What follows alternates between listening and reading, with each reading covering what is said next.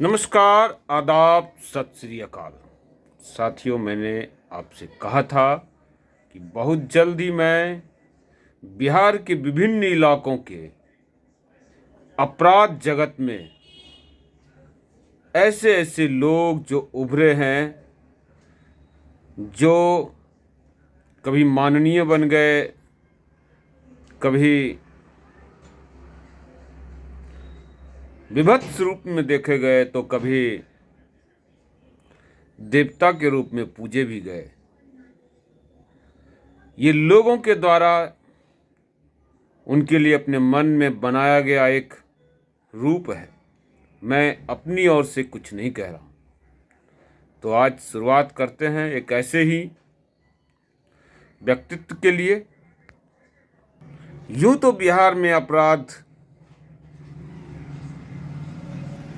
कितने समय से है ये कहा नहीं जा सकता, लेकिन 90 के दशक के दौरान जब लालू यादव ने अपने लोगों को गुंडागर्दी करने के लिए छोड़ा, उनकी भाषा में अगर कहें तो एक खास तबके के विरोध में अपने स्वजाति लोगों का मनोबल बढ़ाया गया, तो उनके तरफ से भी लोग इस जराइम की दुनिया में उभरे और इसकी प्रतिक्रिया में भी लोग उस दुनिया में आए। और इसी में कुछ इतने पॉपुलर हो गए कि आज मुझे उनमें से एक की कहानी सुनानी पड़ रही है। बात में मुंगेर जिले के चित्तौड़गढ़ बोले जाने वाले खड़गपुर के विश्वनाथ सिंह की कर रहा। यूं तो मुंगेर को आप जानते होंगे एक ऐसे लोकसभा के रूप में जिसे भूमिहार वर्चस्व वाले इलाके के रूप में माना जाता है, पर सच्चाई ये बिल्कुल भी नहीं है। मुंगेर वास्तविक रूप से मुंगेर सदर, जमालपुर और तारापुर और खड़गपुर इन 4 विधानसभाओं के लिए जाना जाता रहा। लेकिन लल्लन सिंह जी ने जब माननीय मुख्यमंत्री महोदय नीतीश कुमार की मदद से खड़गपुर को तोड़ दिया, तो बचे यहाँ पर सिर्फ 3, तारापुर, मुंगेर और जमालपुर। और इन 3 में से भी तारापुर को जमुई लोकसभा में डाल दिया गया। अब बच गए 2, मुंगेर और जमालपुर। और इनमें से 4 अपने तरफ से सूर्यगढ़ा, लखीसराय, मोकामा और बाढ़ को डाल करके इस इलाके की डेमोग्राफी को चेंज करने की कोशिश की गई। इस इलाके के जो पूरा इतिहास था उसको चेंज करने का प्रयास किया गया। इसके बावजूद मुंगेर जो है खड़गपुर और तारापुर के लिए ही जाना जाता है, क्योंकि जिले के रूप में आज भी तारापुर और खड़गपुर, संग्रामपुर और असरगंज मुंगेर जिले का हिस्सा है, जबकि सूर्यगढ़ा लखीसराय जिले में आता है। तो हम बात करते हैं जब मुंगेर में दहशत का पर्याय कई लोग बन रहे थे, और 90 के दशक से पहले भी खड़गपुर में एक खास बिरादरी के कुछ लोग नामी गुंडे थे।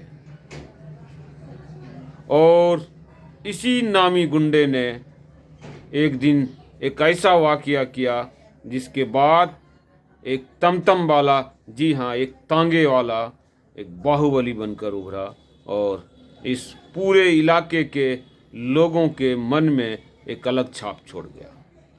एक ऐसा चरित्रवान नायक का गठन हुआ जिसके नाम से खड़गपुर क्षेत्र में कंपकपी छा जाती थी। अपराध जगत में जितने भी लोग हुए आज तक, उसमें जितना नाम विश्वनाथ सिंह ने कमाया उतना और किसी ने नहीं। यूँ तो और भी लोग हैं जिनकी कहानियां मैं एक एक कर आपको बताऊंगा, जिनमें किशोर यादव, कृष्णा यादव से लेकर के नए में जो लोग आ रहे हैं, चाहे वो प्रशांत मिश्रा हो या पुराने दौर में वेचन पाठक और कौशल सिंह हो, लेकिन जो नाम, जो इज्जत और प्रतिष्ठा लोगों के मन में विश्वनाथ सिंह ने कमाया, वो और किसी ने नहीं कमाया।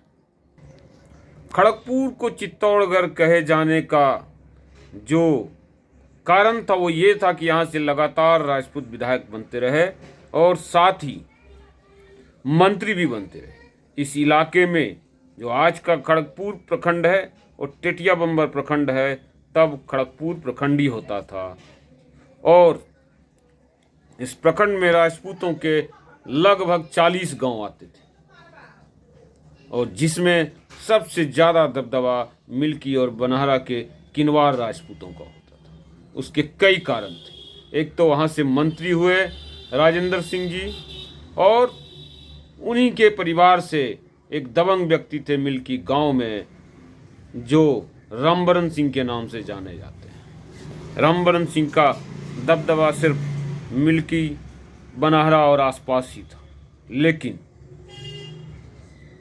वो किनवार राजपूत समाज से आते थे।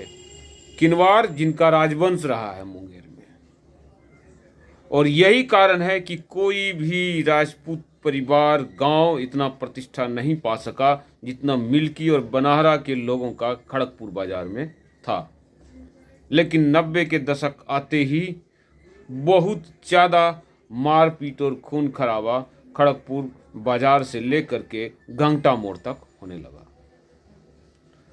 सरकार के द्वारा पोषित लोग मिल्की बनहरा के लोगों को गाड़ियों से उतारकर रमनकाबाद और भैया राम टोली के पास पीटने लग गए। तो इसके जवाब में बनहरा मोड़ पर यादवों को उतार उतार कर बनहरा के लोग पीटने लग गए। लेकिन ये विश्वनाथ सिंह तब तक जन्म नहीं लिए थे जब तक कि एक बहुत बड़ा अन्याय नहीं हुआ। ऐसा कहा जाता है कि यादव समाज का एक गुंडा, जो दुर्दांत गुंडा था, कोई मंझुआ नाम का वहाँ गांव है, और उसी गांव के रहने वाले उस गुंडे ने एक ऐसे पाप को अंजाम दिया इसी विश्वनाथ सिंह के सामने, जो एक बहुत ही सीधा साधा लड़का हुआ करता था।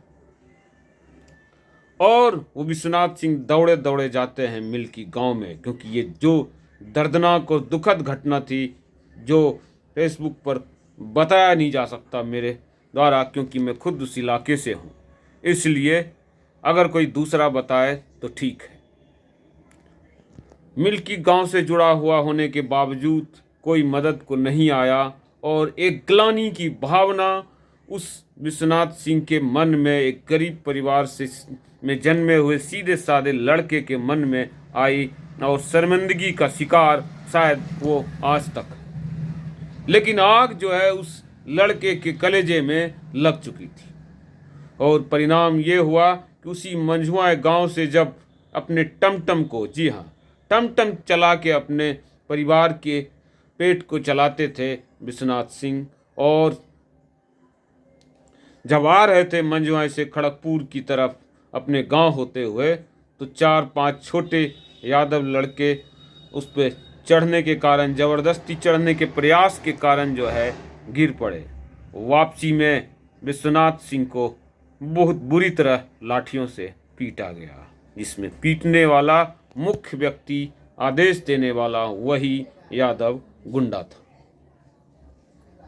ये एक ऐसी घटना हुई जो पहले ही अपमानजनक घटना घट चुकी थी खेत में बेनौली और मंझुआ गांव के आसपास। उसके बाद इनके कलेजे में जो है ज्वालामुखी फटने वाली घटना थी, क्योंकि अंततः इनको पूरी तरह से बेइज्जती के करके पीटा गया और तब हुआ एक बड़ा विस्फोट। उसी समय इस लड़के ने, तांगे वाले ने कह दिया कि आप मुझे जान से मार दीजिए, क्योंकि अगर आज हम बच गए तो फिर इस इलाके में वो होगा जिसका आप लोगों ने कल्पना नहीं किया। पीटने वाले हंसते रहे और चुनौती देते रहे। ये अपमानजनक घटना और पीटने वाली दूसरी अपमानजनक घटना शांत समंदर में आने वाले तूफान का एक संदेशा था। अगले ही 1-2 महीने के बाद मेला लगा। वहाँ पर एक पहाड़ी है और जो विश्वनाथ सिंह का गांव है मघैया चक, वहीं पर एक और गांव है बेनी चक, और बनहरा, इन तीनों के बीच में और बेनी चक के बिल्कुल पास में एक पहाड़ी है जिस पर मेला लगता है हर साल। और उसी मेले में वो यादव समाज का गुंडा भी पहुंचा और जो अपमान दर अपमान झेल कर जो ज्वालामुखी बन चुका था, जो व्यक्ति, जो लड़का विश्वनाथ, अब विश्वनाथ सिंह होने वाला था। लकड़ी के आधे फाड़े हुए चेले से विश्वनाथ सिंह ने बहुत ही बेदर्दी से उस यादव गुंडे को भरे समाज के बीच में पीटना शुरू किया, दौड़ा दौड़ा कर। इसके बाद तो उस इलाके के जो निर्धन राजपूत थे उनका मनोबल 7वें आसमान पर पहुंच गया और जल्द ही अंदेशा हो गया कि अब इस इलाके में खून खराबा होने वाला है। ये इलाका यूं तो राजपूतों के वर्चस्व वाला माना जाता है, लेकिन मिल्की और बनहरा गांव के लोग अपने को छोड़ करके, अपने गांव को छोड़कर किसी अन्य जो 8-10 छोटे छोटे गांव हैं उनको कोई भी मदद नहीं करते। इसके कारण ही वहां पर कुछ खास यादव समाज के गुंडों का बोलबाला था, जिसका मुख्य गढ़ मंझुआएं और बेनौली था, और तीसरा गांव था दरियापुर। आज भी ये तीनों गांव हैं मजबूत, लेकिन इस तरह की दबंगई की कोई बात सोची भी नहीं जा सकती, क्योंकि भय बहुत बड़ा है कि फिर कहीं कोई दूसरा विश्वनाथ न जन्म ले ले इस इलाके में, क्योंकि पहले से जो विश्वनाथ थे आज तक लालू यादव और जयप्रकाश यादव के लाख प्रयासों के बाद भी उनका पुलिस एनकाउंटर नहीं हुआ। कई सारे झूठे केस लादे गए। आज के समय में माना जाता है कि विश्वनाथ सिंह के ऊपर जो जितने भी केस थे सब के सब खत्म हो गए। इलाके में बड़ी वारदातें होती रही, हत्या दर हत्या, और एक ऐसी वारदात हुई जिसके बाद विश्वनाथ सिंह के ऊपर आरोप लगा कि वो 2 यादवों को पकड़कर ले गए। कहाँ ले गए कुछ पता नहीं। इसके रिएक्शन में बहुत जल्दी जो है 2 से 3 घंटे के अंदर मघैया चक के 4 राजपूतों को पकड़कर बेनौली और मंझुआई के यादव ले गए।